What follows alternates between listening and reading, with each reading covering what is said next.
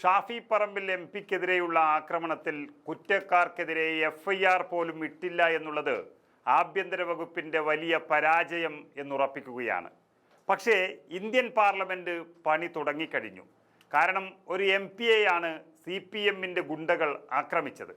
Parliament അന്വേഷണം വന്നാൽ തങ്ങളുടെ പണി പോകും എന്ന് പ്രമുഖ ഉദ്യോഗസ്ഥർക്ക് ഉറപ്പായതിനാലാണ് യഥാർത്ഥ പ്രതിയെ കൊണ്ടുവന്ന് അവർ ഷാഫിയുടെ മുന്നിൽ വെച്ചുകൊടുത്തത്. അതുപ്രകാരം ആ വാർത്തകൾ എല്ലാ മാധ്യമങ്ങൾക്ക് മുന്നിൽ ഷാഫി തെളിവ് സഹിതം പറയുകയും ചെയ്തു. അതായത് അക്രമികൾ പേരാമ്പ്രയിൽ ഷാഫി പറമ്പിൽ എംപിക്കെതിരെ വധശ്രമം നടത്തുന്നതിന് തൊട്ടു മുൻപ് മാരകായുധങ്ങളുമായി സംഘടിച്ചിരുന്ന CPM ഗുണ്ടകൾക്കൊപ്പമായിരുന്നു ഈ പോലീസ് CI ആയ അഭിലാഷ് ഡേവിഡ് എന്നാണ് കണ്ടെത്തിയിരിക്കുന്നത്. CPM പ്രവർത്തകർ തമ്പടിച്ച പേരാമ്പ്ര ബസ് സ്റ്റാൻഡ് ഭാഗത്ത് അഭിലാഷിനെ ഡ്യൂട്ടിക്ക് കണ്ട വിവരം രഹസ്യാന്വേഷണ വിഭാഗത്തിന് ലഭിച്ചു. അവർ അത് കൈമാറുകയും ചെയ്തിട്ടുണ്ട്. ആ സമയത്ത് പ്രവർത്തകരുമായി ചെറിയ തർക്കവും അവിടെ നടന്നു. ഇതിനു ശേഷം ഈ പോലീസ് ഉദ്യോഗസ്ഥൻ അവിടെ നിന്ന് മാറി ഷാഫിയും UDF പ്രവർത്തകരുമുള്ള അടുത്തേക്ക് നീങ്ങുകയായിരുന്നു എന്നാണ് വ്യക്തമാകുന്നത്.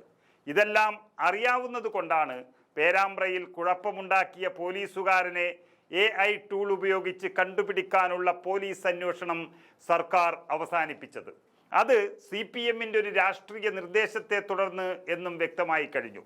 കുഴപ്പക്കാരെ കണ്ടെത്തുമെന്ന് SP 100 വട്ടം പറഞ്ഞതിൻ്റെ തൊട്ടു പിറ്റേ ദിവസം തന്നെ അത് വേണ്ട എന്ന് രാഷ്ട്രീയ നിർദ്ദേശം സർക്കാരിൽ നിന്നും പോലീസിന് കിട്ടുകയാണ് ചെയ്തത്. അതോടുകൂടിയാണ് ഷാഫി അല്പം നിലപാട് കടുപ്പിച്ചത്.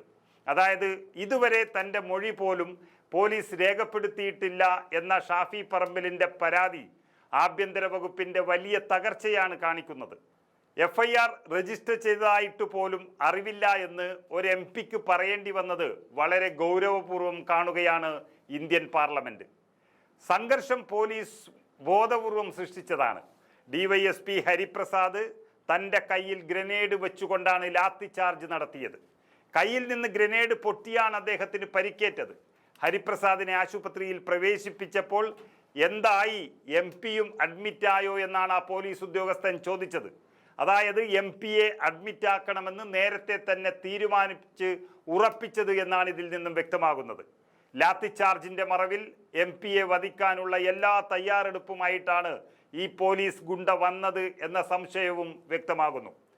CPMന് വേണ്ടി എതിരാളികളെ ഇല്ലാതാക്കാൻ പോലീസിനുള്ളിൽ തന്നെ ഗുണ്ടകളെ വളർത്തിയിട്ടുണ്ട് എന്നതാണ് ഈ ഭരണത്തിൻ്റെ പ്രത്യേകത.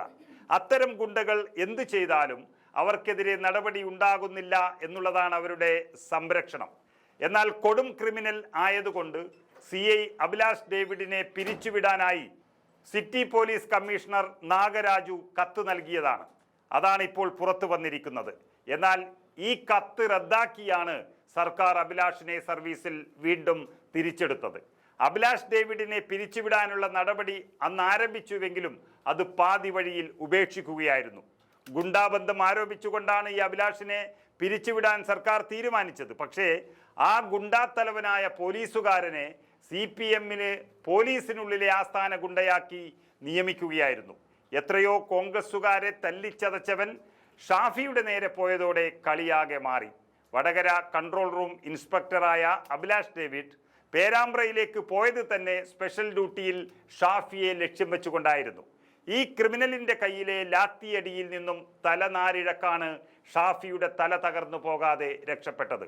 ഇപ്പോൾ സംഭവം വിശദമായ നടപടിക്കായി ലോകസഭയുടെ പ്രിവിലേജ് കമ്മിറ്റിക്ക് മുന്നിൽ എത്തിയതോടെയാണ് ഷാഫി തെളിവ് സഹിതം മാധ്യമങ്ങൾക്ക് മുന്നിൽ വന്ന് വിശദീകരിച്ചത്. ഇത് ലോകസഭ ഒരു തെളിവായി പരിഗണിക്കുകയാണ്. അഭിലാഷ് ഡേവിഡ് എന്ന ഈ പോലീസുകാരൻ്റെ ഗുണ്ടാ ചരിത്രവും പോലീസിനുള്ളിലെ ഇയാളുടെ ക്രിമിനൽ ബുദ്ധിയും ഒപ്പം എല്ലാ തെളിവുകളോടെയുമുള്ള MPയെ ആക്രമിക്കുന്ന രംഗവും കൂടിയാകുമ്പോൾ അഭിലാഷ് ഡേവിഡിന് കുപ്പായം ഊരിവെക്കാം എന്ന് ഉറപ്പായി കഴിഞ്ഞു. KC വേണുഗോപാൽ അടക്കമുള്ള നേതാക്കൾ, റൂറൽ SP അടക്കമുള്ളവരെ പേരെടുത്ത് വിളിച്ച് താക്കീത് നൽകിയതോടെ തങ്ങളുടെ തൊപ്പി തെറിക്കും എന്നുറപ്പിച്ചപ്പോഴാണ്, തങ്ങൾ കുടുങ്ങുമെന്നുറപ്പായപ്പോഴാണ് ആ മേലുദ്യോഗസ്ഥർ എല്ലാം തന്നെ തല്ലിയ യഥാർത്ഥ പോലീസ് ഗുണ്ടയെ ഷാഫിക്ക് കാട്ടിക്കൊടുത്തതും വളരെ വ്യക്തമായ വിവരം നൽകിയതും എന്നാണ് അറിയുന്നത്. ഇനി പാർലമെൻറ്റ് തൊപ്പിയൂരാനായി ഇവിടെ എത്തുമ്പോൾ ഒരു കുഞ്ഞു പോലും ഈ ഗുണ്ടാ പോലീസിന്റെ രക്ഷക്കായി ഉണ്ടാവില്ല എന്നും ഉറപ്പായി കഴിഞ്ഞു.